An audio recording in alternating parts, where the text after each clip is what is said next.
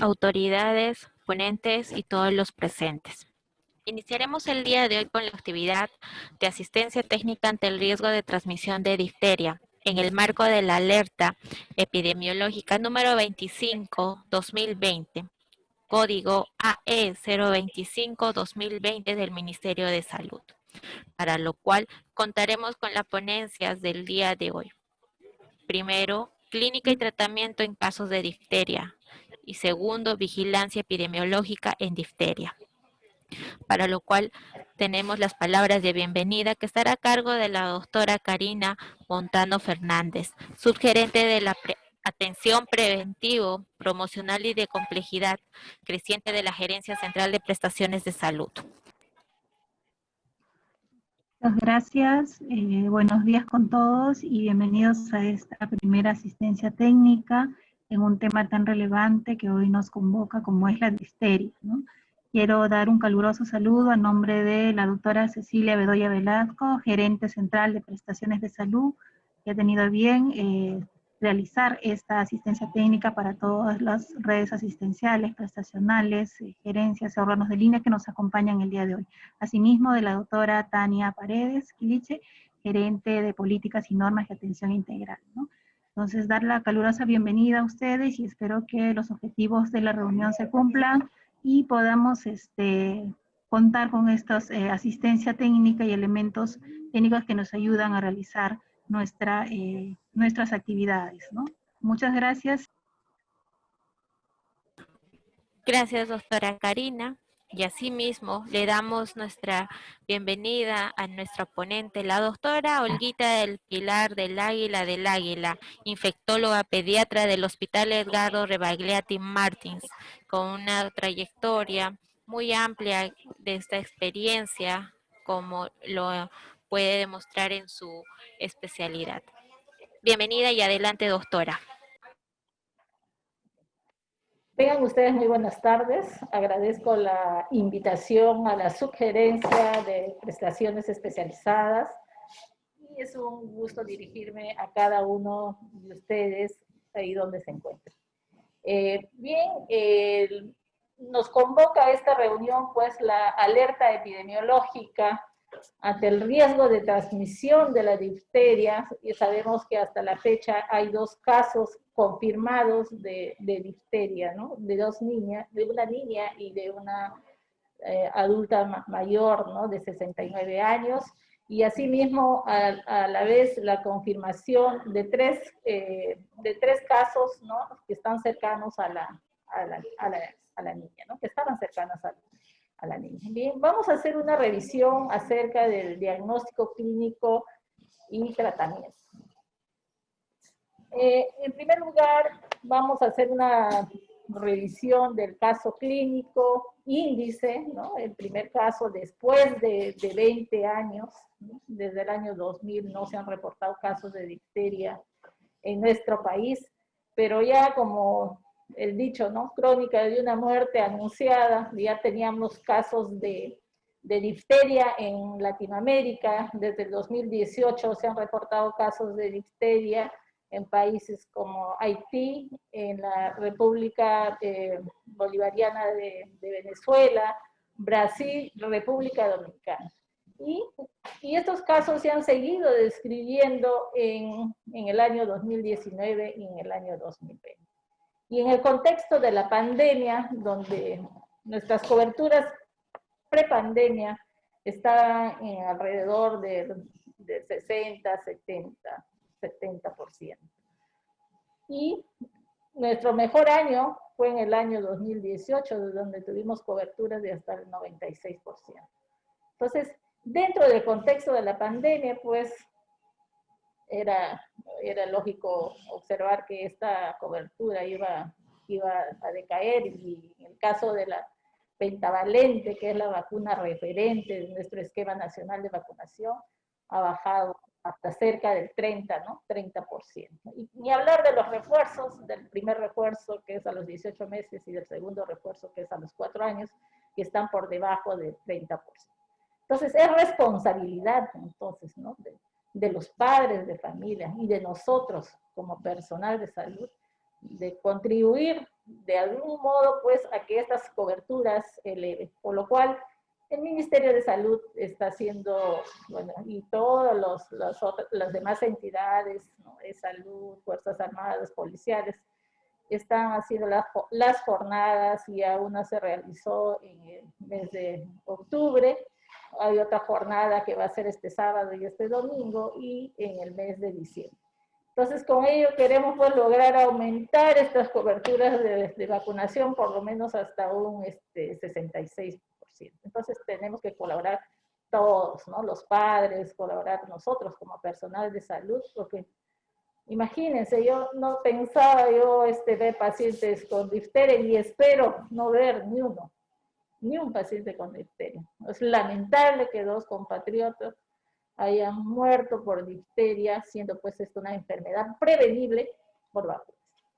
Bien, vamos a ver el caso que nos motiva esta alerta epidemiológica. Es una niña de 5 años de edad, que procedente del Cercado de Lima, vivía en Manzanilla, desde aproximadamente hace un año, porque es una niña nacida en la selva, en Iquitos, y que fue evaluada en el Hospital Nacional 2 de Mayo el 25 de octubre del año, desde el presente año, ¿no?, con un tiempo de enfermedad de 4 días, es decir, inició su enfermedad el 21 de octubre, y cuyos síntomas principales fueron epístasis a predominio de la fosa nasal derecha, fiebre de 38, dolor de garganta leve, ronquera y tos. Asimismo, fue una sintomatología progresiva, ¿no?, con aumento del volumen del cuello, dificultad respiratoria, y también reportan, pues, mialgias en la niña. Se confirmó el caso por laboratorio, miren ustedes, 2 días después, el día 27 de octubre, la niña recibió la antitoxina diftérica, que saben ustedes que no teníamos en el país, que se tuvo que traer desde Colombia, pero lamentablemente la niña falleció el viernes 30. Y acá podemos ver en los síntomas reportados, ¿no?, el aumento de volumen de cuello, ¿no? Es uno de nos está hablando de un pronóstico, pues, reservado. Y esto tiene relación con la extensión de la membrana, de la pseudomembrana de la difteria. Entre los antecedentes epidemiológicos, es una niña que estaba viviendo en Lima desde hace un año, como les decía, es natural de Loreto, y miren ustedes, solamente tenía las vacunas del nacimiento. Y si hablan vacunas del nacimiento, al nacimiento solamente se pone 2 vacunas, que es la vacuna de la hepatitis B y la BCG. Es una niña que no ha tenido viajes en los últimos 14 días, pues por ser niña ha permanecido en su hogar en este contexto de la pandemia, y como les decía, hasta la fecha 3 miembros de la familia dieron positivos para Corynebacterium bacteriae. Al examen físico lo que reportan, ¿no?, es la faringe y la amígdala tenía la presencia, pues, de la pseudomembrana blanco-grisácea. Reportan inyección conjuntival, una rinorrea mucosanguinolenta, las adenopatías cervicales bilaterales, que en fotos de la niña, pues, se ve el ensanchamiento de toda la región cervical anterior, y signos de miocarditis. Y ahí también nos está hablando la manifestación temprana de la miocarditis al inicio, o sea, la manifestación temprana de miocarditis nos habla de un mal pronóstico. Esta es la fotografía de la niña, que seguro que muchos de ustedes ya lo han visto. Podemos ver ahí la secreción, ¿no?, serosanguinolenta en la nariz, y vemos la membrana blanco-grisácea a nivel de la faringe. Bien, pues esta es una enfermedad antigua, ¿no? Antigua, vamos a verla brevemente a través de la historia, pero sin embargo, pues es una enfermedad que está reemergiendo.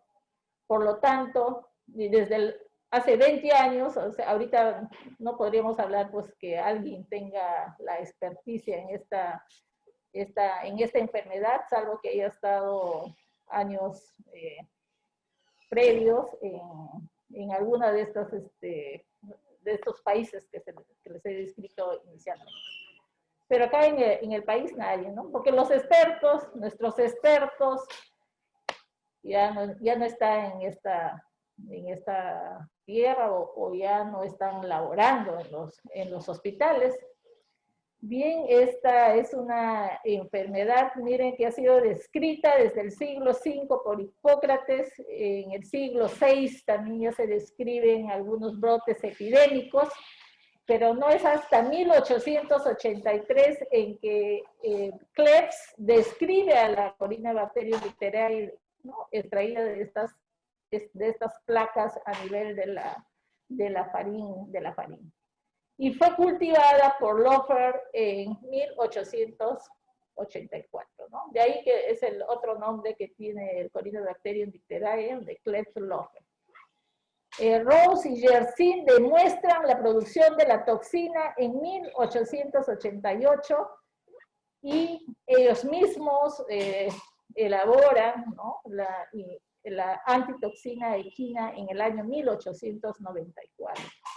Y miren ustedes, para inicio del siglo XX, en 1923, ya se desarrolla el toxoide, que es la toxina tratada con formalina. Y es a partir del año 1940, 1950, donde ya se inicia la elaboración pues, industrializada de este toxoide, ¿no?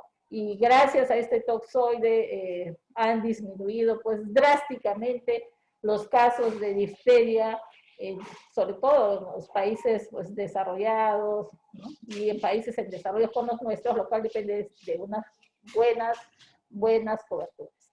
Pero sin embargo, en el mundo tenemos áreas endémicas de difteria. En cuanto a la etiología de la difteria, pues la difteria se produce por cepas toxigénicas del Corynebacterium dicteriae. Es un bacilo aeróbico gram positivo que se describe en 4 biotipos: mitis, intermedius, gravis y belfante. Y cualquiera de ellos puede producir la difteria toxigénica. Las bacterias están confinadas a las capas superficiales de las mucosas, sea respiratorias o la piel. Y van a provocar, ¿no?, una reacción local y en las vías respiratorias pues, forman la pseudomembrana. Y van a producir la toxina, ¿no?, que siempre y cuando esto se va a producir, siempre y cuando que el Corynebacterium sea infectado por un virus, ¿no?, que es el bacteriófago. Y este virus va a ser el portador del gen tox. Entonces, estas cepas de Corynebacterium dicteriae toxigénicas expresan una exotoxina. Y esta exotoxina es la que va a inhibir la síntesis de proteínas en las células, ¿no?, a nivel del miocardio, a nivel de las células nerviosas, a nivel de las células renales. En cuanto a aspectos generales de la epidemiología, el ser humano es el único reservorio de Corynebacterium dicteriae. Y por lo general, pues los asintomáticos son los principales reservorios y portadores de este bacilo. ¿Cómo se contagia? Se contagia a través de las gotas respiratorias, o sea, esas gotitas que se producen al hablar, al toser, al estornudar, ¿no? Son partículas, por lo general, de más de 5 micras, son partículas pesadas, ¿no?, y que caen al suelo. Y por el contacto con las secreciones de las lesiones de la piel, ¿no?, en el caso de una difteria cutánea. Para que se produzca el contagio, tiene que haber un contacto estrecho, ¿no?, con un paciente o con un portador. Los pacientes no tratados se pueden contagiar por 2 a 6 semanas. Por general es un promedio de 2 semanas, pero se describe que pueden contagiar hasta 6 semanas. Pero si el paciente es tratado, o sea, recibe el antibiótico, ya se vuelve no contagioso en 48 horas post-tratamiento. La enfermedad grave. ¿A quién le va a dar una enfermedad grave? Le va a dar pues a aquella persona que no se ha vacunado, como es el caso de nuestra niña, o aquellos que tienen una vacunación incompleta. O sea, no basta que un niño reciba su serie primaria de 3 dosis de pentavalente, no, tiene que reforzarse a los 18 meses y a los 4 años. Y de ahí el reforzamiento debe ser cada 10 años, porque ya sabemos que en el caso de difteria, tétanos y pertusis, ¿no? Los anticuerpos protectores disminuyen entre los 5 o 8 años después de la vacunación. Muy bien, y la incidencia tiene una temporalidad, generalmente es en la época de invierno y otoño. He hecho esta clasificación con fines más que todo didácticos, pero recordemos que pueden haber combinaciones de las presentaciones. Entonces, luego de un periodo de incubación de 2 a 5 días, que puede ir desde 1 a 10 días, podríamos tener estas presentaciones. La difteria nasal anterior, ¿por qué se caracteriza? Incluso podría inicialmente confundirse con un resfrío común, pero se caracteriza por una secreción mucopurulenta, ¿no? Nasal, sanguinolenta, que en algunos casos puede hacer epíxtasis. Y si se observa, podría verse la presencia de la membrana en el septum nasal. En el caso de la difteria nasal, la absorción de la toxina a partir de esta membrana nasal es poca, ¿no? Es escasa. La otra presentación, que es la presentación más frecuente que se da en las 2/3 partes de los casos, es la difteria faríngea y amigdaliana, ¿no? Que es el sitio más común y que en este caso sí se asocia a una gran absorción de la toxina. Inicia con una faringitis, que puede ser un cuadro así en forma insidiosa, leve, con hiporexia, fiebre baja, pero que avanza, progresa en el lapso de 24 a 48 horas, forma la pseudomembrana, que es la membrana blanco-grisácea coalescente, adherente y sangrante, ¿no? Que es una de las características de esta pseudomembrana. Y la toxina, a partir de estas pseudomembranas, suele alcanzar rápidamente el torrente sanguíneo. Entonces, pueden presentarse casos severos, si es que compromete la faringe, la amígdala, el paladar blando, puede dar cuadros de obstrucción respiratoria, ¿no? Y también avanzar a cuadros y dar una laringotraqueitis obstructiva. Y lo característico de esta presentación es que puede progresar a una linfadenitis cervical bilateral severa, conocido pues como cuello de toro. La otra presentación es la presentación de la difteria laringea. Esto puede ser por extensión de la forma faríngea o también involucrar solamente este sitio y produce fiebre, ronquera, la tos perruna, pero la característica es que puede avanzar esto a una obstrucción de la vía aérea, comprometer al paciente, ingresar a coma y muerte, ¿no? A diferencia de la difteria faríngea y amigdaliana, la absorción de la toxina es leve, ¿no? A diferencia, pero lo que preocupa acá, pues, es que puede morir el paciente por la obstrucción de la vía aérea.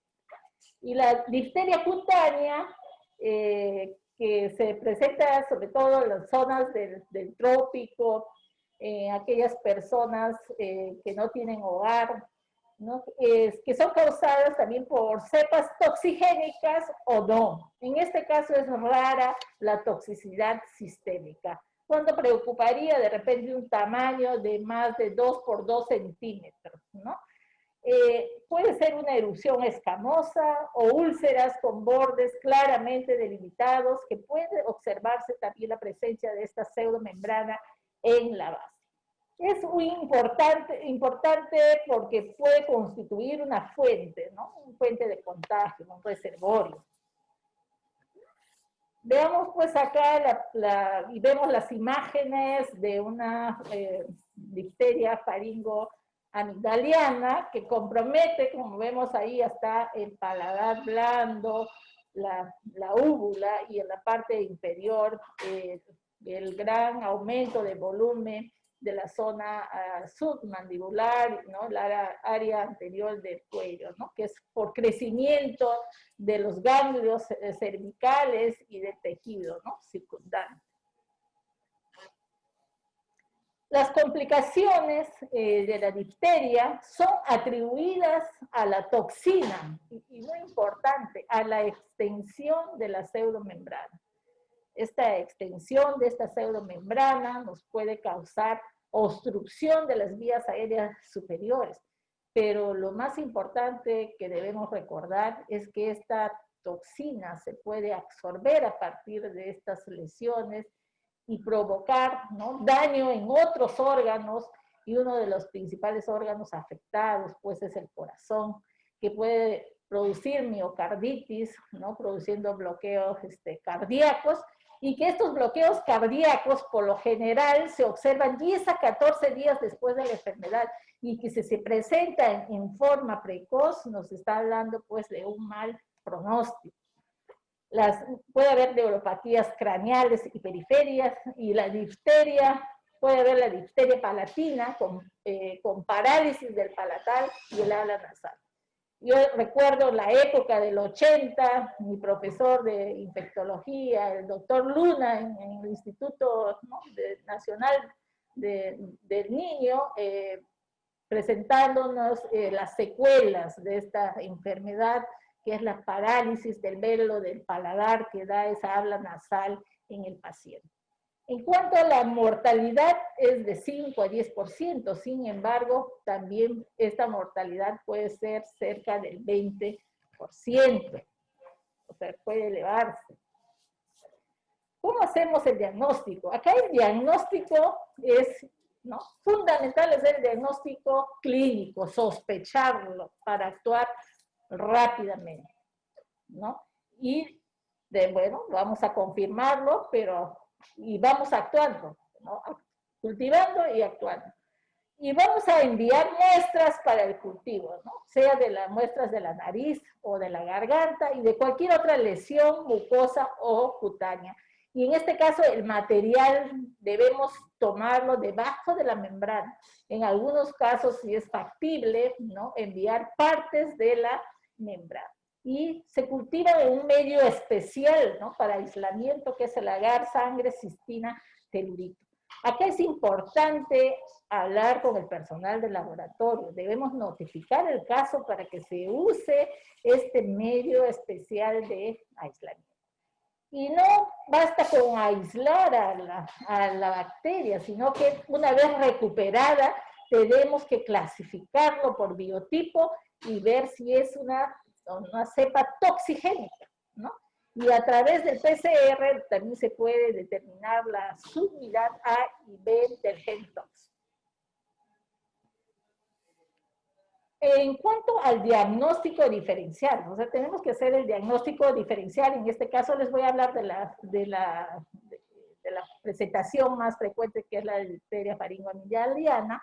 Entonces vamos a hacer el diagnóstico diferencial con dos enfermedades, ¿no? Una de ellas es la faringoamigdalitis ocasionada por el estreptococo beta hemolítico del grupo A, que se caracteriza, ¿no?, por fiebre alta. Por lo generalmente acá no hay tos, hay un exudado amigdaliano amarillo grisáceo en parches con petequias en el paladar, adenomegalia cervical anterior dolorosa, y el diagnóstico se puede hacer en forma rápida, ¿no?, con una prueba incluso se llama prueba rápida del antígeno del estreptococo beta hemolítico del grupo A y el cultivo.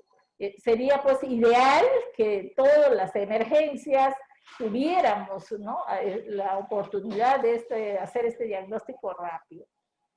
Y la otra enfermedad que debemos pensar es en el virus Epstein-Barr, pues suele presentarse en un inicio gradual, con dolor de garganta, fiebre, hay crecimiento amigdaliano, hay un exudado también faringo amigdaliano, petequias en el paladar, hay adenopatías cervical bilateral, y en este caso, en un porcentaje elevado, pues hay el exantema morbiliforme. Si examinamos abdomen, podemos encontrar hepatomegalia, esplenomegalia, y si pedimos un hemograma, vamos a encontrar leucocitosis con linfocitosis. Por lo general, linfocitosis de más del 60% y linfocitos atípicos de más del 10%.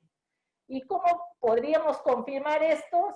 Haciendo la detección de anticuerpos heterófilos, ¿no? El caso de niños mayores de 10 años.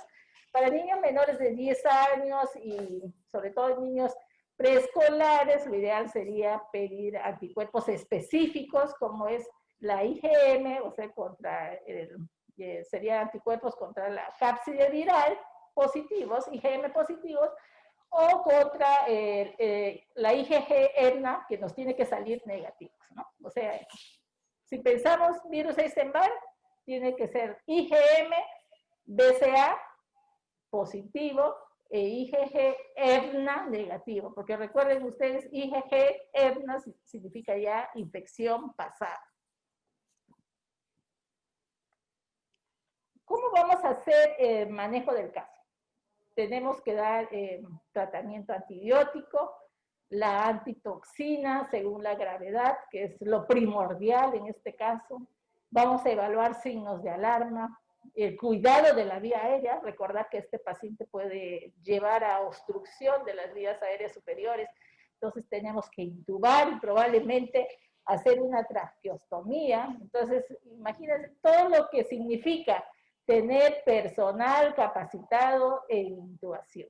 Debemos hacer monitoreo de complicaciones cardíacas y neurológicas, lo cual también implica que tiene que haber otras subespecialidades, ¿no?, presentes para evaluar a este pacientito, ¿no? Los cardiólogos, los neurólogos, ¿no? Y debe haber un aislamiento estricto del paciente, ¿no? Y aparte tener en cuenta pues las precauciones estándar, las precauciones de transmisión por gotas y las precauciones de transmisión por contacto. En cuanto al tratamiento con la antitoxina, en este caso hemos dicho lo primordial, recuerden, diagnosticamos difteria, sí o sí tiene que recibir el tratamiento con antitoxina. Y es una dosis única de antitoxina y que se basa en el diagnóstico clínico, porque recuerden que el cultivo demora entre 24 a 48 horas.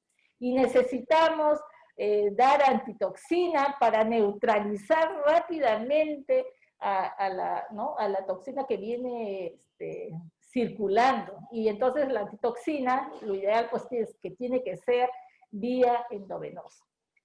Pero pensar en dar, pues, y decididos en dar la antitoxina, que felizmente ya disponemos de antitoxina en nuestro país, es hacer previamente, no es que lo vamos a poner y ya, ¿no? No, hay que hacer una prueba de sensibilidad, porque recuerden que este es un suero equino, ¿no? Y hay hasta de 5 a 20% de posibilidades de que haya reacciones alérgicas que pueden ser de grado variable, de fiebre, enfermedad del suero, hasta un cuadro de anafilaxia.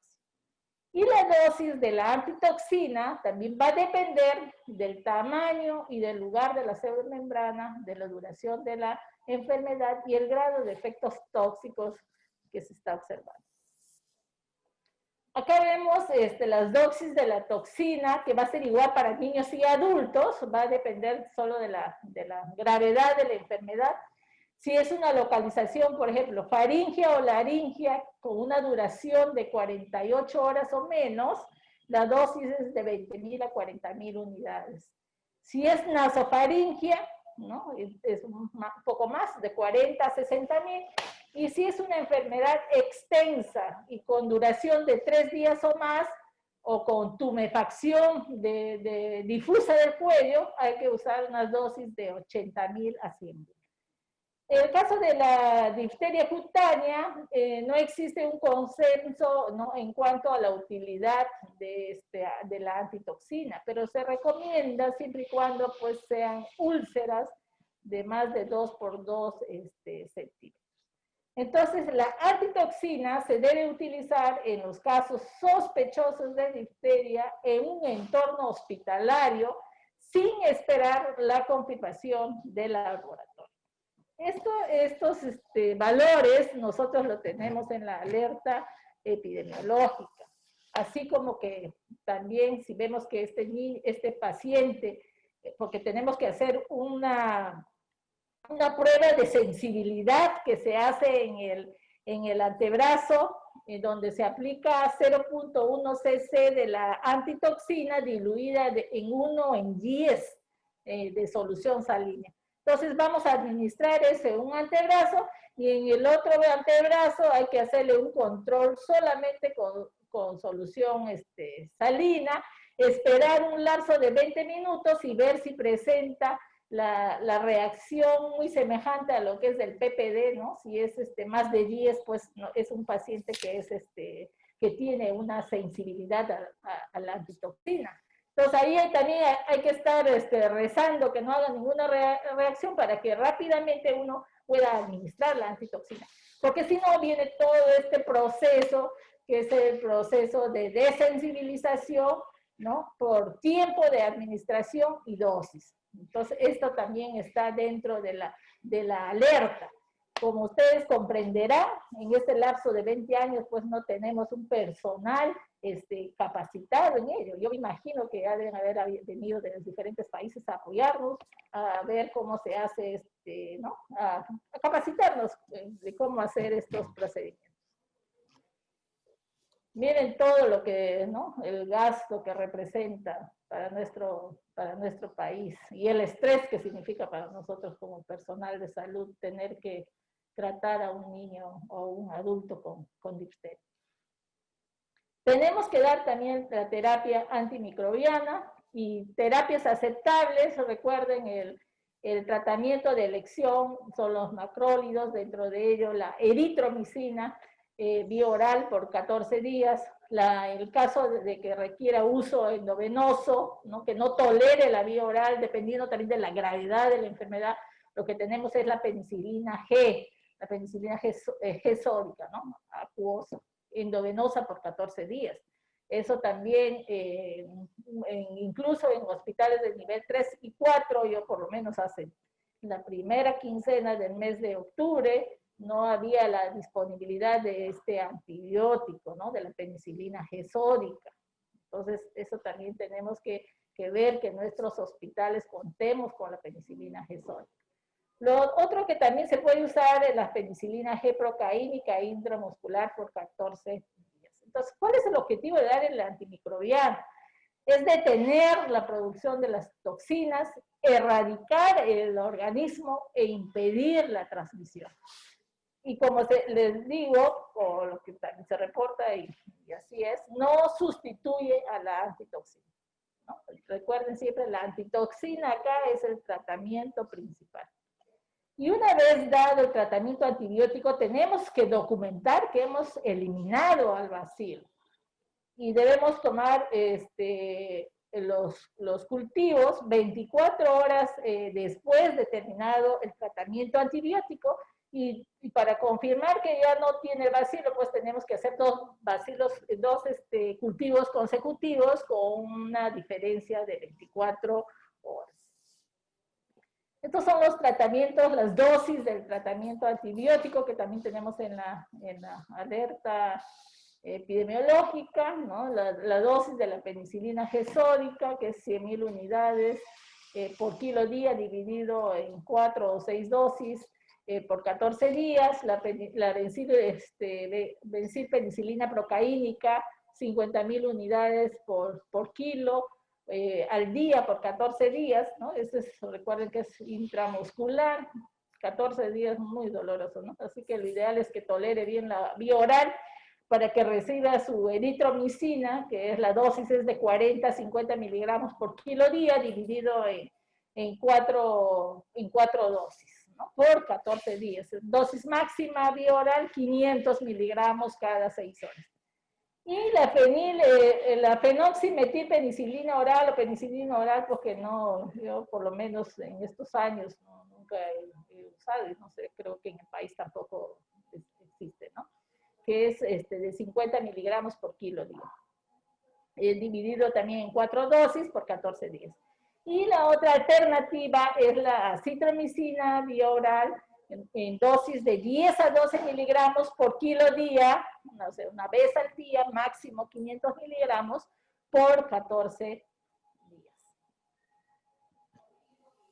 días. Hay que tratar, igualmente como tratamos a los pacientes, tenemos que tratar a los contactos, y en los contactos se usa el mismo antibiótico, se usa penicilina benzatínica, en este caso para vía intramuscular, que es una sola dosis dependiendo del peso, que es para menores de 23 kilos, 600,000 unidades internacionales, en una dosis única, mayores de 23, 1.2 millones, también una dosis única. Y la vía oral, en este caso, la dosis es igual, de 40 a 50 miligramos kilo día, pero el tiempo de duración es de 7 días. En el caso de la acitromicina, igual la dosis de 10 a 12 miligramos, pero la duración también es menor, ¿no? 5 días. Este es para el tratamiento de quimioprofilaxis de los contactos. Entonces, esta es una enfermedad que es prevenible por las vacunas. Entonces, la única medida de control eficaz es la vacunación universal, con una vacuna que contenga el toxoide difterico, ¿no? Es un toxoide que me imagino ya elaborada desde el año de 1920. Tenemos el mejor esquema uno de los mejores esquemas de vacunación a nivel latinoamericano. Protegemos contra 17, tenemos 17 antígenos y protegemos a más de 26 enfermedades.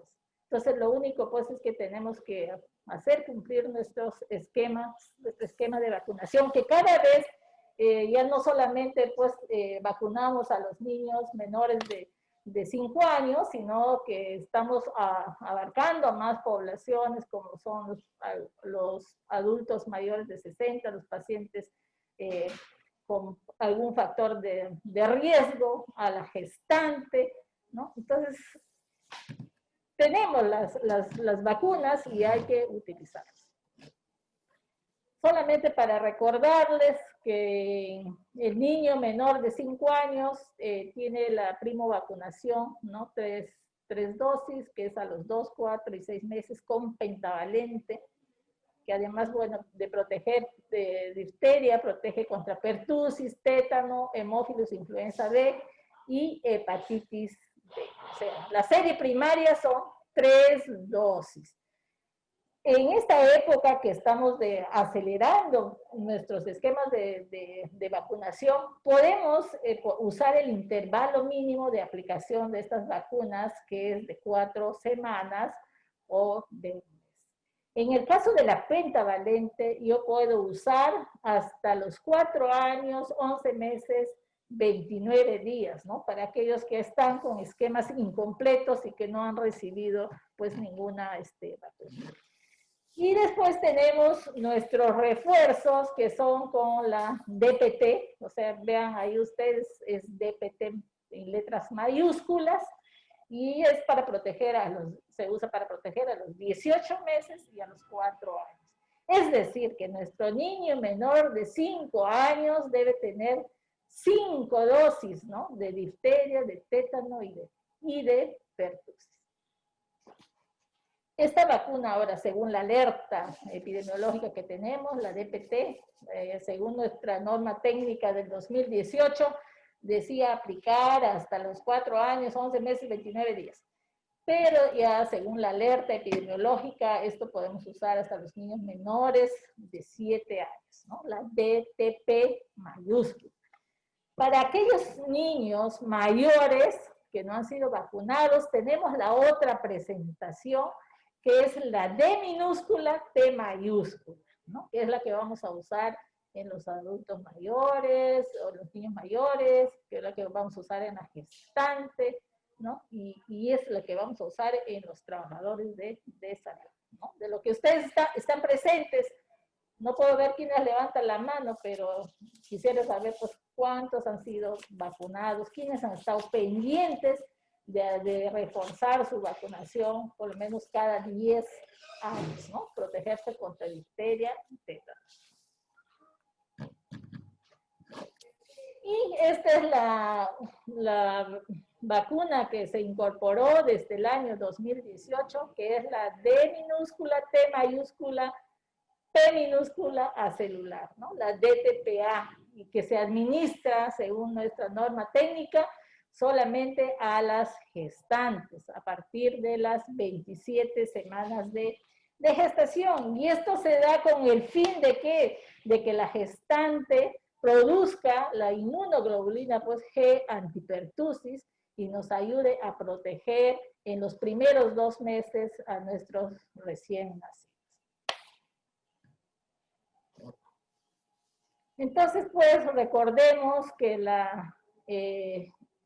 en el caso de un paciente que le haya dado difteria, podemos, y no ha tenido ninguna vacuna, podemos hacer la inmunización activa durante la convalecencia. Recuerden que ni la enfermedad ni la vacuna nos van a dar una inmunidad de por vida, ¿no? Como otras vacunas, por ejemplo, las vivas atenuadas. En este caso no, hay que reforzar cada 10 años, ¿no? Estos anticuerpos decaen, merman con el transcurso de los años. Y en el caso de portadores, también hay que procurar hacer pues una inmunización activa, rápida, tratar de completar su calendario lo más rápido posible. Recuerden, el intervalo mínimo entre vacunas es de 1 mes. En el caso, por ejemplo, de la DT, ¿no? Que es la D minúscula, T mayúscula, en un paciente que nunca ha sido inmunizado y es un adolescente, es un adulto mayor, es una gestante, un trabajador de salud, lo que se pone son 3 dosis, ¿no? 3 dosis. Hoy, por ejemplo, pongo una dosis, la otra dosis, la segunda dosis sería 1 mes, y la tercera dosis sería de acá a 6 meses. Pues, o sea, es 0, 1, 6, para aquel que no ha sido inmunizado anteriormente. Pero si ya fue inmunizado anteriormente, lo único que tenemos que poner es una dosis de refuerzo. Y en el caso que tengamos un portador, ¿no? Que no ha sido vacunado, yo podría adelantarlo a 5, ¿no? Ponerlo a 5 años post inmunización. Muy bien, estas serían las conclusiones de la ponencia, que la difteria pues es una enfermedad altamente contagiosa, es potencialmente fatal, ¿no? O sea, puede matar a nuestros pacientes y es ocasionado por las cepas toxigénicas, o sea, tiene que ser productora de toxina el Corynebacterium difterial. Actualmente, pues, es una enfermedad reemergente, ¿no? Una enfermedad vieja conocida, nueva para la gran mayoría de médicos. O sea, no podemos hablar acá ahorita que haya expertos en la materia. Claro, hay algunos maestros que sí pueden haber tenido la experiencia previa. Y la gravedad de los síntomas y los signos es proporcional a la extensión de la afección local. Y esto se relaciona, o sea, con la producción de toxina. Más membrana, recuerden, más membrana a nivel faringoamigdaliano, hay mayor producción de toxina y mayor riesgo de complicaciones. La antitoxina antidiftérica debe aplicarse en un caso, ¿no? Sospechoso o probable, según nuestra definición de nuestra alerta, sin esperar la confirmación del laboratorio, ¿no? Recuerden que la aplicación de la antitoxina es la medida más importante. Los antibióticos no nos sustituyen a la antitoxina. Y el control eficaz de la difteria, pues, se logra mediante la inmunización activa con el toxoide difterio. Recuerden, nuestro esquema nacional de vacunación tiene 17 antígenos, protege a más de 26 enfermedades, es uno de los mejores esquemas a nivel latinoamericano. Muy bien, eso sería todo. Muchas gracias por su atención. Si hay alguna pregunta que yo pueda absolver, con mucho gusto. Muchas gracias, doctora. Asimismo, para poder iniciar con la parte de las preguntas por parte de nuestros asistentes, doctora, tenemos una pregunta en relación. Paciente de 3 años y 9 meses, ¿sería conveniente adelantar la dosis de refuerzo de 4 años?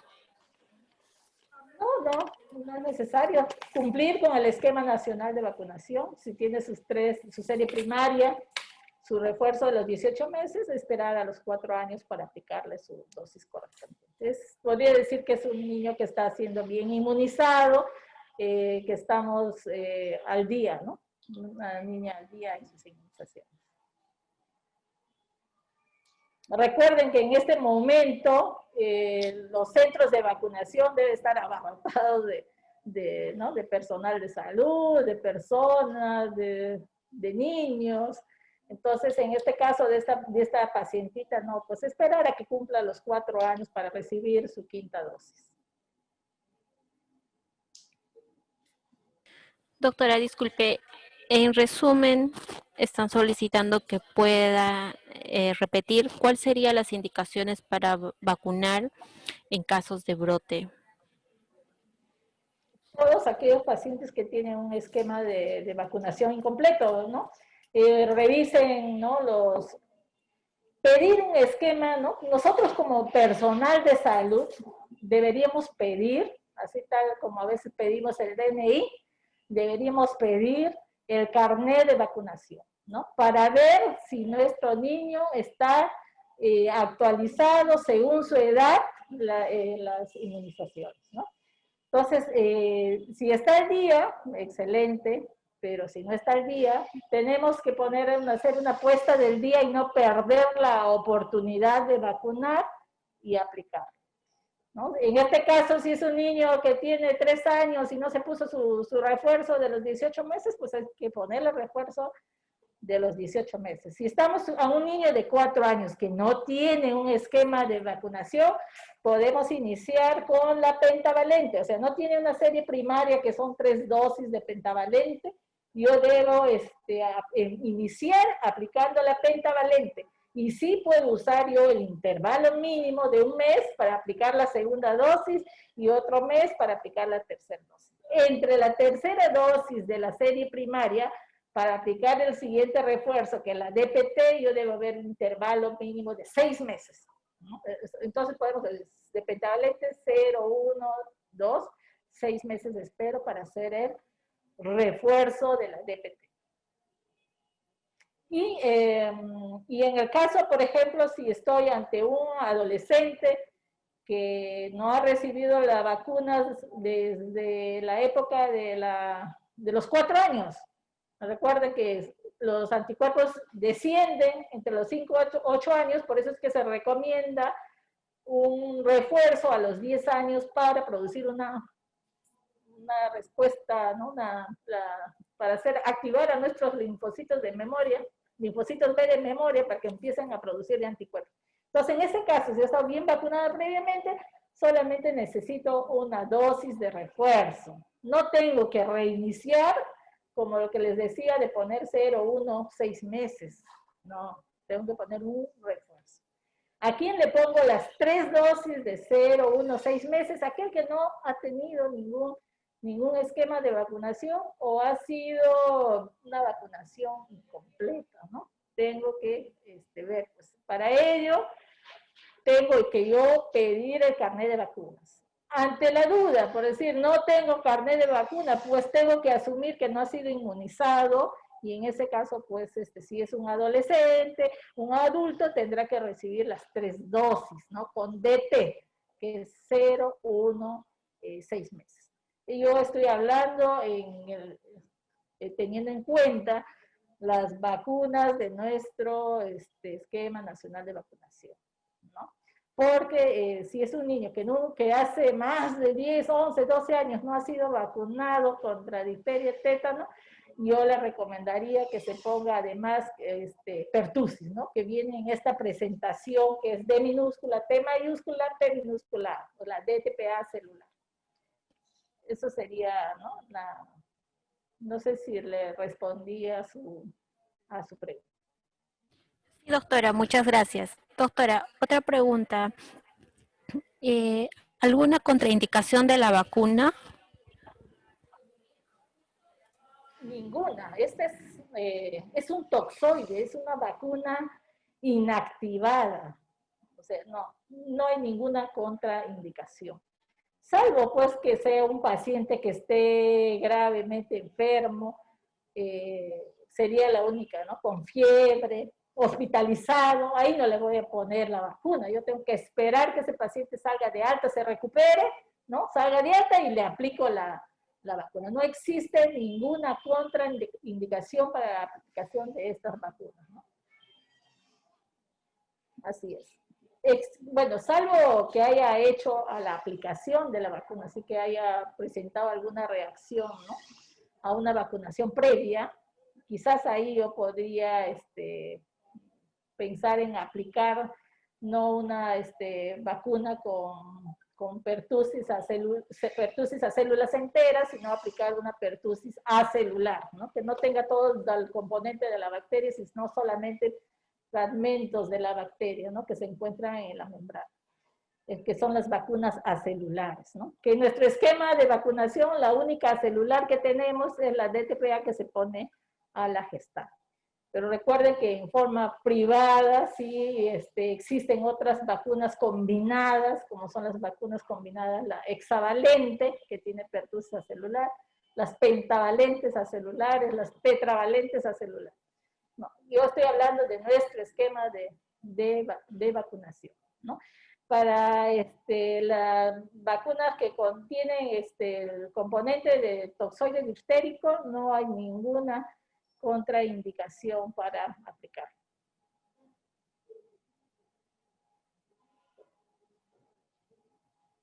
¿Alguna pregunta más? Más bien, de repente hay una, si regresamos acá, hay una presentación en nuestro esquema nacional de vacunación que es la DT pediátrica, ¿no? Que solamente tiene difteria y tétano. Como vemos con la primera, no tiene el componente de pertussis. Pero esto es para aquellos pacientes, por ejemplo, que han hecho una reacción adversa, ¿no? Seria a la primera pentavalente, por ejemplo, que se aplique, ¿no? En este caso, se hace una reacción de anafilaxia, si hace un niño con llanto persistente de más de 3 horas, si hace el síndrome de hipotonía hiporrespuesta, entonces yo no puedo ponerle pues la pentavalente que tiene todo el componente de la pertussis entera, ¿no? En este caso tenemos esta presentación que es la DT pediátrica.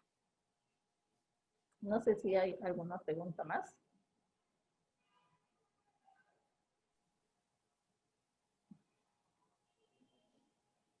Acá lo importante, como les digo, es cumplir, ¿no? Cabalmente, tal cual, nuestro esquema nacional de vacunación. Y que cada vez se está extendiendo más hacia otros grupos etarios y a poblaciones con factores de riesgo. ¿Alguna otra pregunta, doctora? De parte de los presentes.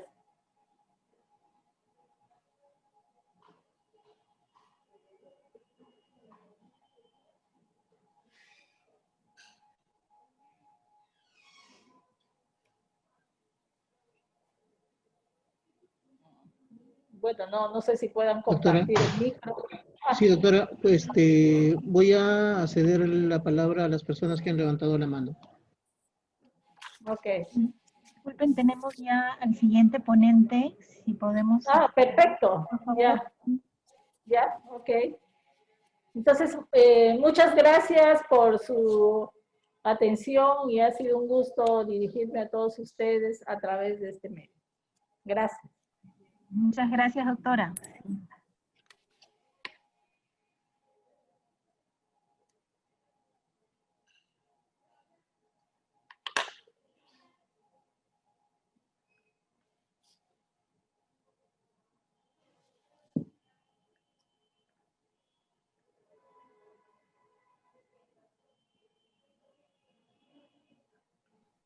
A ver si está el doctor Washington Toledo, por favor. Sí, así es, se le va a dar el coanfitrión. Ok, lo presentan, por favor.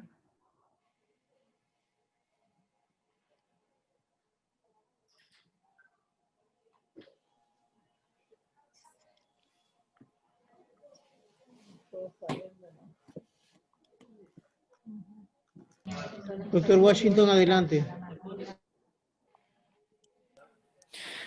Muy bien, mis estimados asistentes, continuando con nuestro programa del día de hoy, tenemos el tema de vigilancia epidemiológica en difteria, que va a estar a cargo del doctor Washington Toledo, que es miembro del equipo técnico del Centro de Control de Enfermedades Infecciosas del Ministerio de Salud, MINSA. Adelante, doctor. Muy buenas tardes.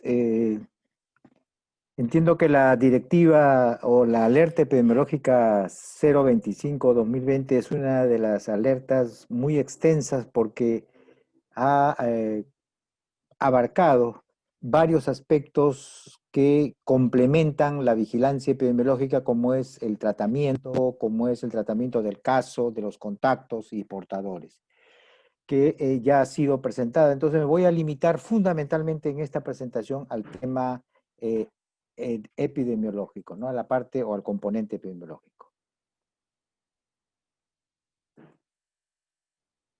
Lo primero que quiero mostrarles es de que nosotros como país que formamos parte de la región de las Américas, hemos logrado importantes hitos a diferencia de los países de otros continentes.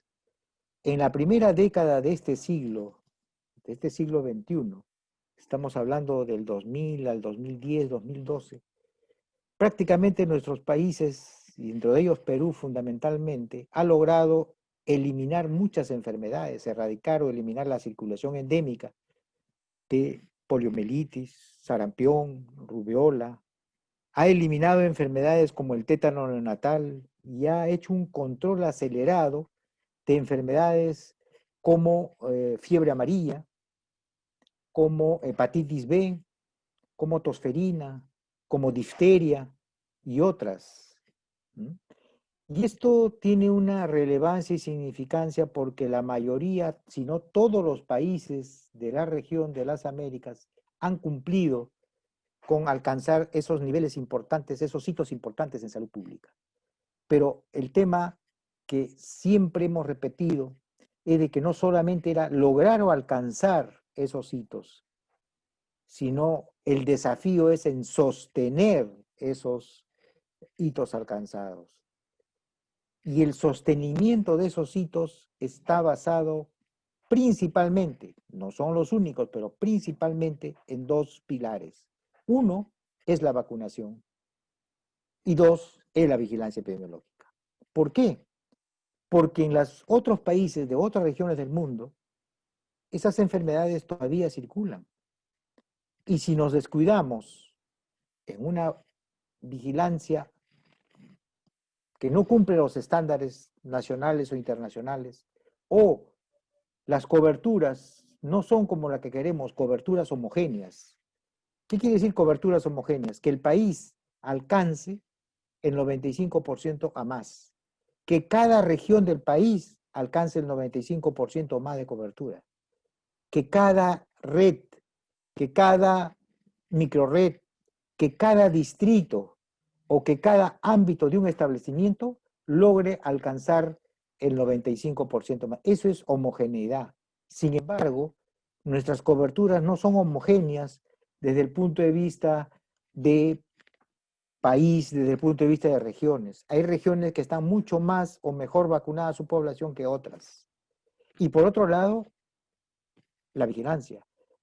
Y la vigilancia definitivamente tiene y tenemos problemas en esta segunda década de este siglo. Las coberturas, la vigilancia ha entrado en una etapa de complacencia. Y esa complacencia ha hecho que nos descuidemos. Nuestras coberturas de estos últimos 5 años están bajas o han disminuido. Nuestra vigilancia, los indicadores nacionales e internacionales no lo estamos logrando alcanzar. Y entonces, como hay circulación de enfermedades en otros países fuera de este continente, el riesgo es tener casos importados de sarampión, de rubiola, de difteria, etcétera, etcétera. Y si estos casos importados encuentran a una población mal vacunada y con una vigilancia insuficiente, va a generar tarde o temprano presencia de casos. Cuando entró el sarampión en Venezuela, en Brasil, y no se hizo las intervenciones oportunas, no solamente en el tiempo, sino en la magnitud que necesita esta respuesta, entonces comienzan a sostenerse los brotes o epidemias y comienza a importarse a otros países como el nuestro, ¿no? Entonces, vean ustedes que a nivel del mundo están presentes las enfermedades y que podemos tener casos importados. Entonces, la única receta que está detrás de esto es buenas coberturas y buena vigilancia. Cualquier caso importado tenemos que controlarlo para poder evitar que esto se disperse y produzca casos secundarios. Entonces, hay sarampión, hay poliomielitis, tanto por virus salvaje de polio como también por virus derivado, hay influenza, y no solamente en otros países, dentro de nuestra propia región, donde hay circulación de estas enfermedades, ¿no? Adicionalmente a este tema, debemos recordar que el confinamiento estricto, ¿no?, que hemos tenido la mayoría de países por el tema de la pandemia, ha hecho que prácticamente cada país tenga una brecha de niños que están pendientes de iniciar o completar su esquema de vacunación. Y la OMS decía ya tempranamente que había prácticamente alrededor de 80 millones de personas o de niños, niños que habían quedado prácticamente sin vacunas. Y eso ya significa un tremendo riesgo para cualquier enfermedad que se pueda prevenir por vacuna. Y en el Perú la brecha, miren ustedes la brecha que tenemos para las diferentes edades. Comparando lo que se vacunó el 2019 y con el 2020, la brecha de niños que la brecha de dosis que necesitamos administrar los 2 meses es como 110,000. La brecha de dosis para administrar los 4 meses es 100,000, o es más de 100,000. Y como ven ustedes, hay una brecha importante y por lo tanto, una vez que el confinamiento, una vez que se comienza a reactivar los servicios de atención preventiva en los establecimientos, el país está en estos momentos, ahora el 7 y 8 de noviembre, haciendo la gran jornada nacional de cierre de brechas. Porque justamente lo que queremos es niños menores de 5 años con esquemas incompletos, terminar de completarlos. Gestantes, vacunarse, ¿no? Adultos mayores, vacunarse, ¿no? Adolescentes que requieren iniciar o completar su esquema de VPH, del virus del papiloma humano, tienen que hacerlo, pero de una manera responsable, de una manera adecuada para evitar el riesgo de contagiarse del coronavirus. Y por eso, lo que hemos observado adicionalmente se agregó el tema de difteria. Y eso ayer ha generado una sobredemanda de los servicios por la gente que quiere, pues, vacunarse, ¿no? Y entonces, ¿eso qué significa? Significaba, lógicamente, que los servicios de vacunación no se van a dar abastos. Las colas no respetan el método de distancia entre persona a persona. Las personas han ido con hijos, con sobrinos, con familia. Entonces, eso tenemos que, de manera responsable, hacer entender de que, si bien es cierto, vacunamos este fin de semana, es básicamente orientado a estos grupos que estoy hablando, menores de 5, gestantes, adolescentes y mayores de personas adultas mayores, pero sin embargo, recordemos que los servicios están vacunando día a día, diariamente, y que es preferible que aquellos que tienen un riesgo adicional, como los mayores, los adultos mayores, ¿no?, saquen una cita y vayan un día ordinario de la semana a vacunarse. Este es un comercial porque es importante recordar eso. Entonces, en sarampión, veamos cómo están las coberturas, miren ustedes, del 2015 al 2020, y al 2020 estamos hablando al mes de septiembre. Ningún año, con excepción del 2018, hemos llegado no hemos superado el 95%, con una excepción de un año. Y cuando hablamos de segundas dosis de vacuna triple viral como el sarampión, rubiola y paperas, no hemos llegado, con excepción de un año, al 80%. Eso significa, traducción, de que tenemos un acúmulo de susceptibles. Un acúmulo de susceptibles que el 2019, con nuestra gran campaña nacional contra sarampión, rubiola y paperas y polio, que hemos logrado coberturas de más del 90%, prácticamente hemos puesto al día a todo niño que se retrasó o no se vacunó por alguna razón en los años previos. Pero con esta inamovilidad que hemos tenido, que el país que se puso en verde, dado esta gran campaña, nuevamente está en color naranja, y algunos departamentos ya están en color rojo, de riesgo. Y por lo tanto, no nos va a llamar la atención que en los siguientes meses, si no logramos cerrar esta brecha, tener un caso de sarampión, producto de un caso importado, porque nosotros lo que no podemos evitar es tener casos importados, y lo vamos a tener. Hay una alta migración de países vecinos, hay migración externa, se va a abrir los viajes internacionales. Entonces, entendamos que hay un riesgo, que tenemos que mejorar nuestras coberturas y una buena vigilancia. Miren ustedes cómo está el riesgo. Si hablamos por departamentos y estamos hablando para sarampión. Hay departamentos que están en rojo, hay departamentos que están en amarillo, no hay ninguno que está verde. La pregunta es, si nosotros hemos hecho una campaña de vacunación exitosa el 2019, ¿por qué estamos en esta situación ahora? La respuesta es clara. Hemos dejado de vacunar un número importante, porque recuerden, nosotros tenemos aproximadamente un poquito más de 600,000 niños de un año que deben recibir SPR1 y SPR2. Y vacunamos el 8.3% cada mes. ¿Cuántos meses hemos dejado de vacunar? ¿5? ¿6? Si son 5 meses, 8 por 5, 40. El 40% de los niños de un año están pendientes de vacunar su primera dosis. Y un porcentaje similar o mayor esperando su segunda. Entonces, eso muestra estas cifras de que estamos en punto de vista de riesgo también para tener casos de sarampión. Esto es polio, la cobertura por regiones. Ninguna región, con excepción de Apurímac, ha llegado a coberturas que realmente estén pues alcanzando el 95% más. Eso significa acúmulo de susceptibles. Sin embargo, el 2019 hicimos una campaña que comprendió, además de sarampión, rubiola y parotiditis, comprendió vacuna contra la polio. Y podemos decir, ok, todo aquel que quedó pendiente antes del 2019 lo hemos protegido. Sin embargo, los que nacieron después del barrido del 2019 y los que están ahora, el 2020, pendientes de vacunar, hay una importante cantidad de niños. Y vean ustedes cómo está el riesgo por regiones. Prácticamente todo el país, con excepción de uno, está en alto riesgo de cualquier caso importado en este grupo de niños que están prácticamente susceptibles, haciendo pues el riesgo importante para nuestro país, ¿no? Por lo tanto, polio decimos que está libre, sin embargo, a pesar de haberlo erradicado como polio endémico, el país sigue alerta y tenemos que mantener la vacunación y sobre todo la vigilancia, ¿no?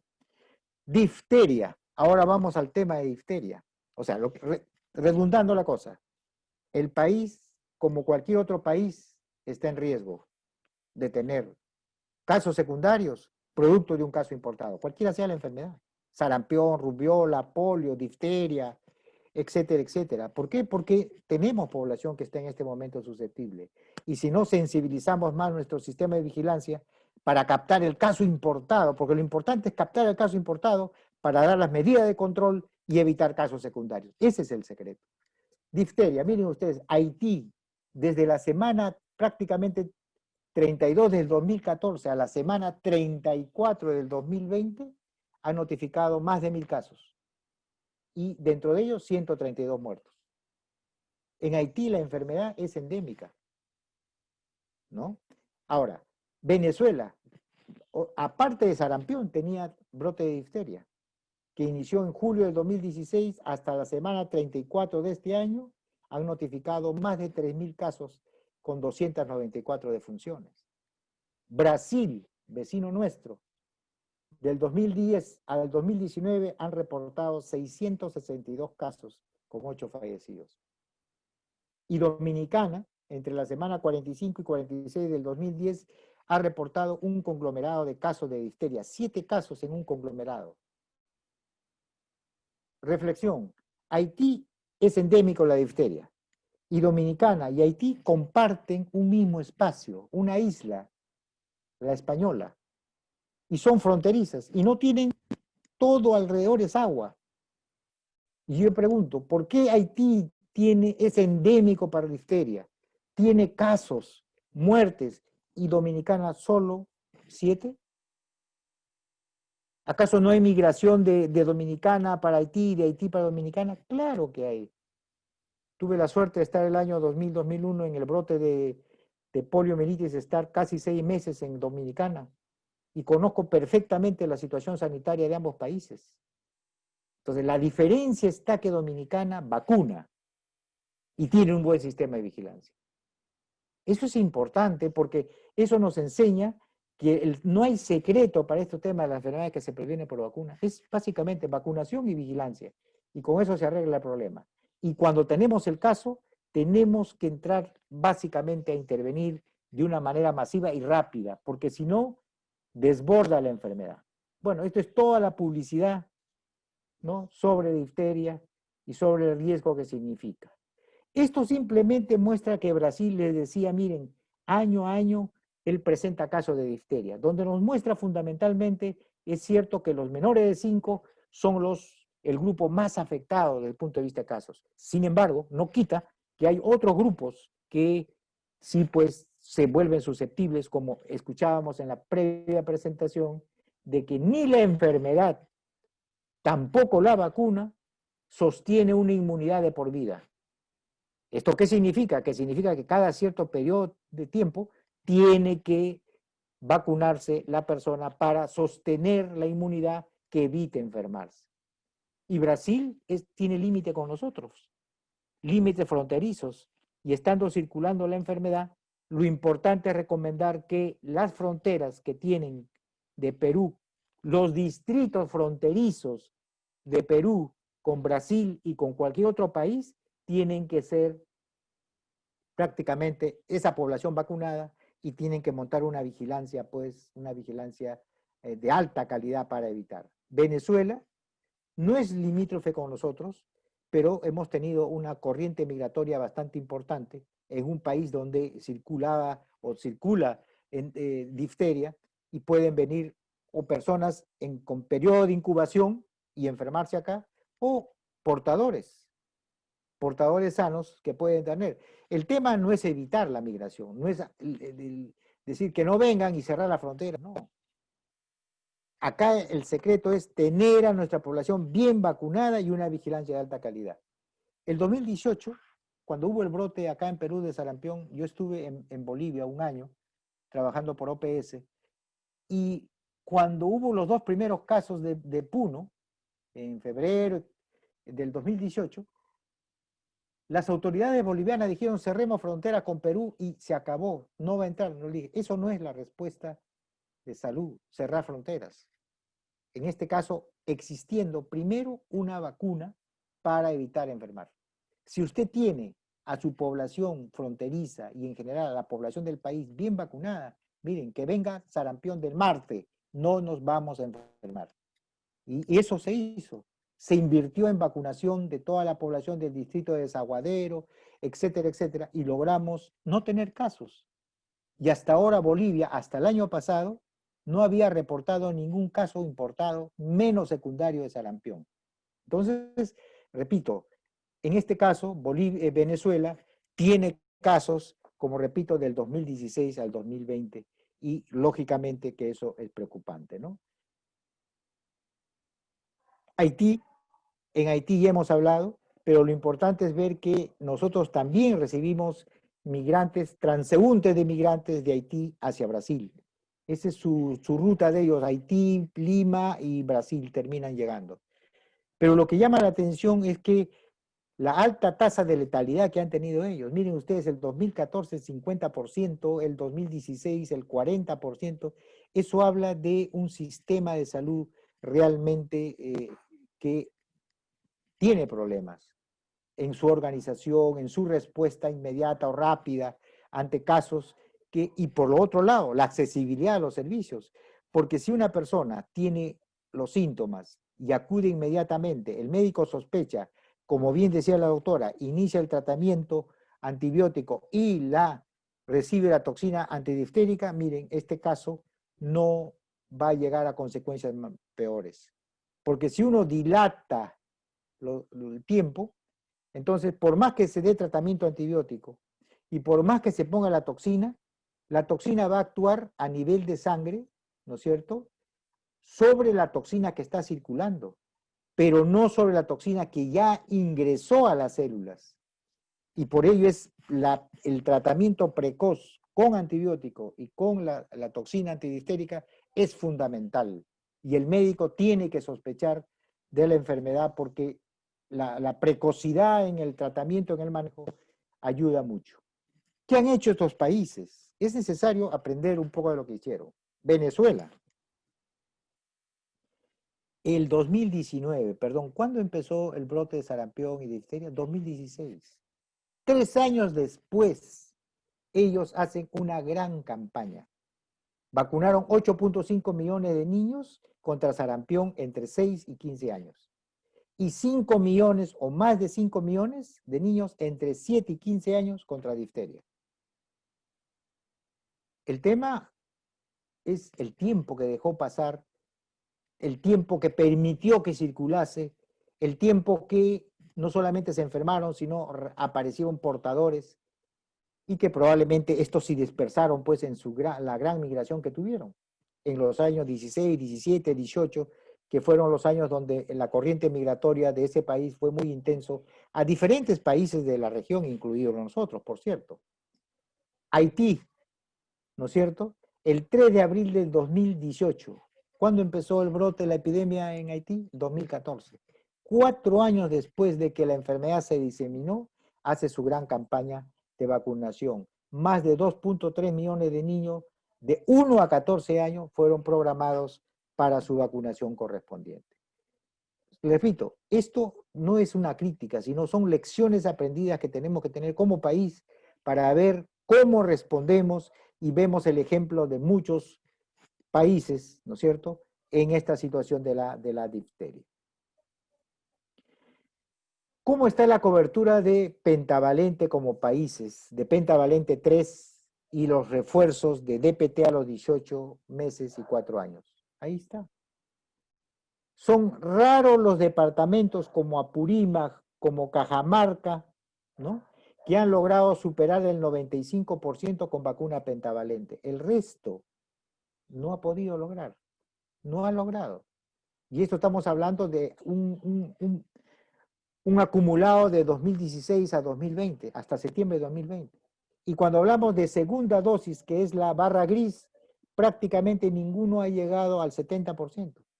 Y si hablamos de tercera dosis, perdón, de segunda dosis es en naranja, ninguno ha superado el 80%, salvo Apurímac nuevamente, y quizás el departamento de Huancavelica.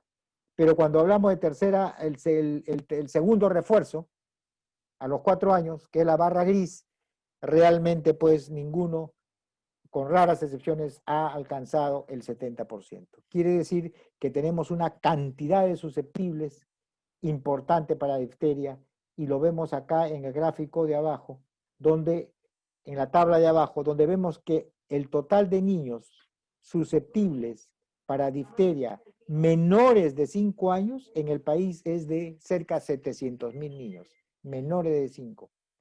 Y el índice de riesgo es de 1.3.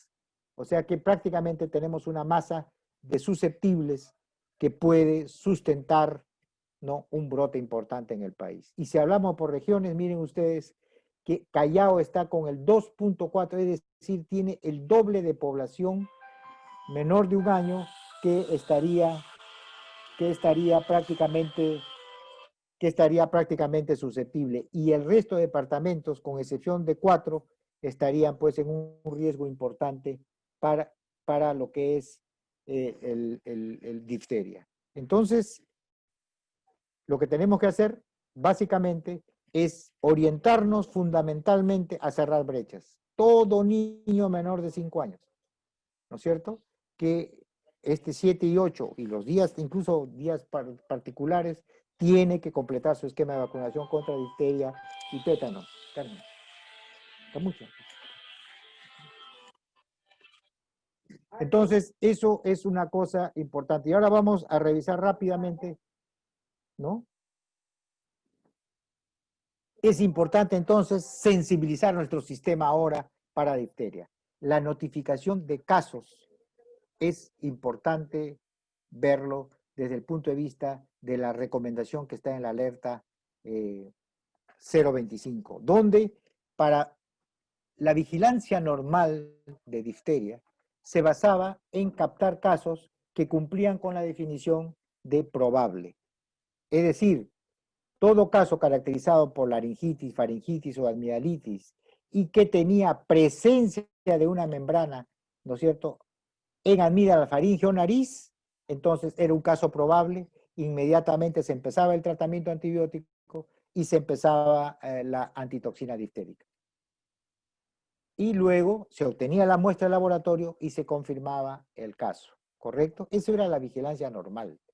Pero ahora, ante esta situación de tener 5 casos confirmados, lógicamente que el sistema tiene que sensibilizarse, el personal de salud tiene que estar, como decimos nosotros, mosca. Entonces se ha agregado en esta directiva y por esta coyuntura del brote la definición de caso sospechoso. Y eso significa que todo caso con laringitis, faringitis o amigdalitis y dolor de garganta y dificultad al tomar agua o alimentos, ya para nosotros es un caso sospechoso. ¿Ok? Entonces, ese caso sospechoso ya entra en la notificación que tiene que ser hecha por los canales que nosotros conocemos a través del NotiWeb o el CIEPI Brotes, como bien lo dice la directiva y probablemente ustedes lo conocen. Entonces, la notificación tiene que ser rápida e inmediata y simultáneamente a la notificación el tema de la intervención para controlar el foco. Ante caso sospechoso, porque estamos en esta situación, ya no solamente ante un caso probable, no. Ahora ante caso sospechoso se tiene que intervenir inmediatamente en el control de foco. Dentro de lo que es la vigilancia epidemiológica necesitamos, como se ha hecho para este caso, el primer caso índice de la niña de 5 años, captado por el Hospital 2 de Mayo, se tiene que determinar, ¿no?, construir la cadena de transmisión. Y la cadena de transmisión se construye en función de elaborar una línea de tiempo. Es decir, la pregunta es, si este es un verdadero caso de difteria, la pregunta de cañón o de cajón es, ¿dónde se contagió? Si este es un verdadero caso de difteria, la siguiente pregunta es, ¿a quiénes contagió? Y la tercera pregunta que tenemos que responder es, si este es un verdadero caso de difteria, ¿cuándo van a aparecer los casos secundarios producto de este caso de difteria? Eso es la línea de tiempo, porque nos permite intervenir. Ejemplo, la línea de tiempo para saber dónde se contagió es lo que se llama buscar el periodo de exposición. ¿Y cómo yo calculo este periodo de exposición? Considerando el primer día que empezó los síntomas. Es decir, hoy día o el día 10 empecé con dolor de garganta, malestar, fiebre. Ese es el primer día. ¿Cuándo fue? El 9 de octubre. Muy bien, el 9. A ese 9 le resto el periodo de incubación de la enfermedad, que es 2 a 5 días. 9 menos 2, 7. 9 menos 5, 4. Entre el 4 y el 7, ahí ha tenido que contagiarse. Tengo que preguntar qué lugares visitó, si trabaja, en qué lugares trabaja, si estudia, en qué colegios, si viajó, si fue a un centro de salud, etcétera, etcétera. ¿Dónde se movilizó? ¿Cuáles fueron realmente los lugares que visitó en el periodo de exposición? Porque son los lugares donde probablemente este caso se infectó. ¿Ok? El siguiente es saber a quiénes contagió. Eso se calcula con el periodo de transmisibilidad. Y el periodo de transmisibilidad son 2 semanas desde el primer día que inició los síntomas.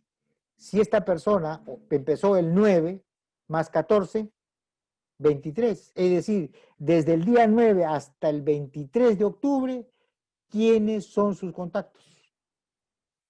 Tengo que censar. No, fui al colegio, fui al mercado, fui a la universidad, me visitaron tales personas, fui al establecimiento de salud, fue a la iglesia, etcétera, etcétera. Todas esas personas donde hubo un contacto estrecho, prácticamente, valga la redundancia, son contactos. ¿Y qué hago con estos contactos? Establecer la quimioprofilaxis y vacunarlos. Y no se convertirán en casos secundarios.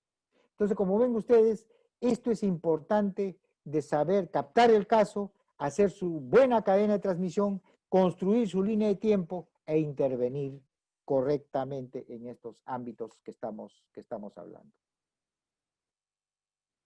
Dentro de la intervención es la búsqueda activa. Y dentro de la búsqueda activa tenemos 2 escenarios, ¿no? Algunos establecimientos de salud tienen prácticamente digitalizado todo su sistema de registros. Es decir, lo que atienden en consultorio externo, los hospitalizados y los que se atienden en emergencia, todo eso está entrado a un sistema, a un aplicativo, a un sistema digital, electrónico. Por lo tanto, para ellos es muy fácil filtrar los códigos CIE-10 que responden a difteria. Hay algunos que no tienen el sistema digitalizado por obvias razones. Entonces, ellos tienen que hacer la búsqueda en los registros de manera manual. Hay otros que tienen digitalizados consulta y hospitalización, más no emergencia. Y siguen llevando manualmente el registro en un libro o en historias, etc. Por lo tanto, la recomendación es que se tiene que hacer durante la ronda epidemiológica o durante la búsqueda, se tiene que hacer una búsqueda en los servicios de emergencia para poder encontrar estos casos con estos diagnósticos. Además, en esta coyuntura se ha agregado 2 códigos más adicionales, como son los códigos de faringitis estreptocócica y de mononucleosis infecciosa. Y les voy a poner la razón. El segundo caso de sarampión de Puno fue atendido en el Hospital Regional de Puno y el diagnóstico que fue dado fue un diagnóstico de traqueobronquitis y se fue a su casa. ¿Por qué? Porque cuando llegó la persona o este joven tenía todo fiebre, malestar, tos, y digo, este es un problema respiratorio alto, porque todavía no había erupción. Se fue a su casa y hizo la erupción.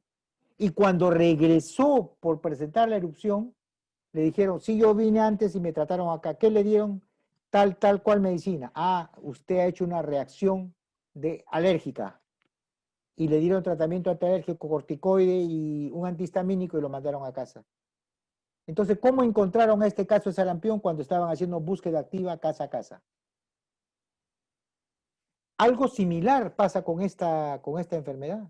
Porque en los primeros 2 o 3 días, antes que aparezca la membrana, el paciente está con dolor de garganta, con malestar, puede o no tener fiebre, o la fiebre es muy baja, pero va y el médico dice, es un problema de faringitis, amigdalitis o faringoamigdalitis, y lo manda a casa. ¿Se dan cuenta? Entonces, y cuando comienza a aparecer la placa al tercer, cuarto día, ¿no es cierto?, de iniciados los síntomas, entonces puede regresar y el médico pensar que es una faringitis estreptocócica. Entonces, es el sustento por qué estamos incluyendo dentro de la alerta la definición de caso sospechoso, para darle más sensibilidad, y estamos incluyendo 2 diagnósticos que nada tienen que ver con difteria desde el punto de vista clínico, pero que sí es importante porque muchas veces el diagnóstico médico puede estar por ese lado y obviar básicamente nuestra presunción. La búsqueda activa comunitaria es fundamental en estos casos, repito, y el monitoreo rápido de vacunados también. ¿Por qué? Porque nos va a permitir ver la manera de que nuestra población o la población menor de 5 años está vacunada o no. Desde el punto de vista de muestras, es importante 2 muestras, para cultivo y para PCR. Ambos te tienen que usar hisopo de poliéster de Dacron. Es la recomendación que dan el Instituto Nacional de Salud. ¿Por qué?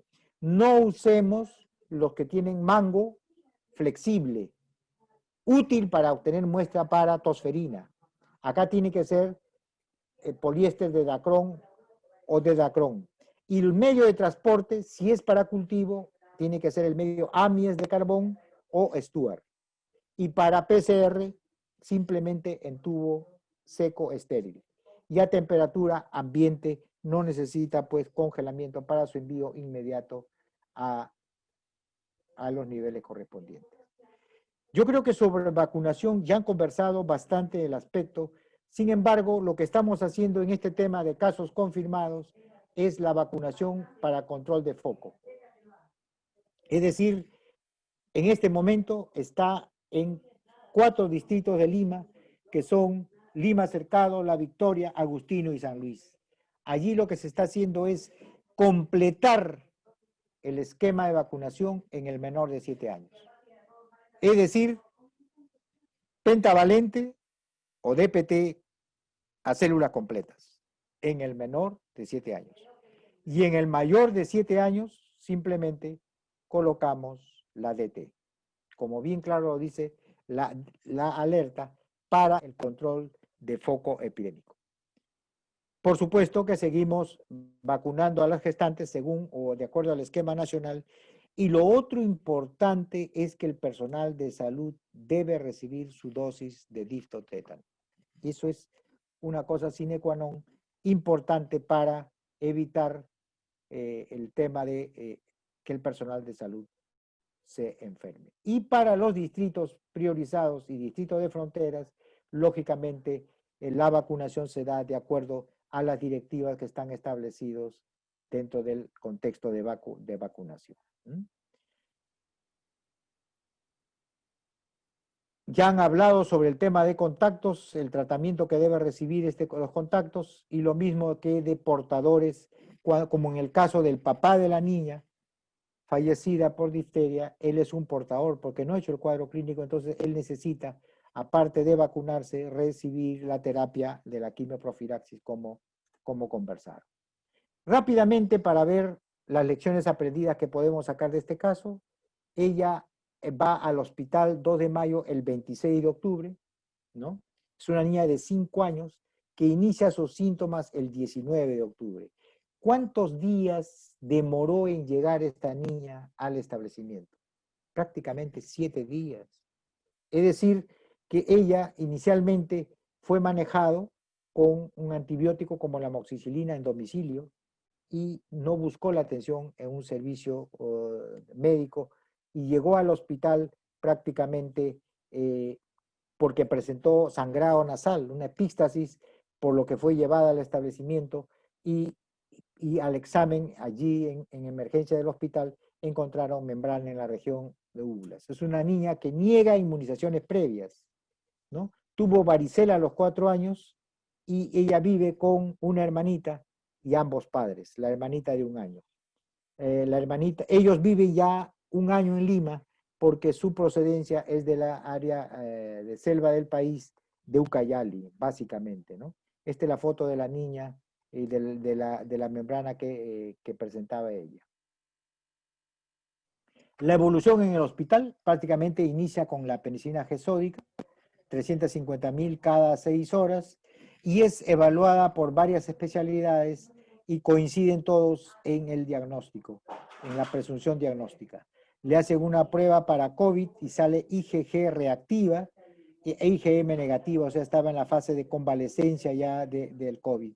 Y obtienen una muestra para cultivo y secreción faríngea y PCR, lo cual sale positivo en el hospital y nuevamente al día siguiente también sale positivo por el Instituto Nacional de Salud. Al momento, la interconsulta cardiología estaba ella normal. Si vemos nosotros el caso y la descripción del cuadro de la signología y sintomatología, esto cumple con la definición de caso probable. Todo caso caracterizado por laringitis, faringitis o amigdalitis con presencia de membrana adhesiva es un caso probable y esta niña cumple con esa definición de caso probable, ¿no? Y simplemente para ver, esta es la famosa línea de tiempo, ¿no es cierto? Donde ustedes ven prácticamente a la niña que el día 19, vean ustedes que está en rojo, lunes 19, ella, ¿no?, presenta malestar general, ¿no? Básicamente malestar general, ¿no?, el día 19, y el día 21 tiene fiebre, dolor de garganta, y comienza a recibir el tratamiento probablemente comprado en farmacia. El día 25 hay sangrado nasal, y por lo cual a las 5 de la tarde se presenta en el Hospital 2 de Mayo, donde prácticamente sospechan, ponen como diagnóstico, descartar faringoamigdalitis, descartar difteria. O sea, siempre la sospecha es de faringoamigdalitis estreptocócica, ¿no?, como primer diagnóstico, y como segundo estaba la sospecha de difteria. El 26 es hospitalizado, se toma muestro, y el día 27 se confirma prácticamente la sospecha, ¿no?, de difteria. Vean ustedes que el periodo de exposición, siendo el 19, la fecha de inicio de síntomas, el periodo de exposición está entre el prácticamente 12 y 7 de octubre. Entonces, ¿dónde estuvo? ¿Con quiénes estuvo? ¿Dónde se expuso esta niña para contagiarse? Por otro lado, el periodo de transmisión que está en la barra roja empieza el primer día, el 19, y se extiende prácticamente hasta el día 2 de noviembre, donde toda persona que está en contacto con esta niña en ese tiempo prácticamente se convierte en un contacto y por lo tanto tiene que recibir quimioprofilaxis y vacunación de T. Bueno, de T o DPT o pentavalente de acuerdo a la edad. Y la probable fecha de aparición de casos secundarios está entre el 21 hasta el 9 de noviembre. Entonces, como ven ustedes, ya tenemos todo y comenzamos a investigar nuestro caso, ¿no? Ella tiene una hermanita de 1 año, 11 meses, que solo ha recibido también BCG y vacuna contra la hepatitis al nacer. Ella, el 10 de octubre, tuvo sensación de alza térmica y 4 lesiones pequeñas cutáneas en las extremidades. El día 12 inicia dolor de garganta. También acudieron a farmacia y dieron amoxicilina.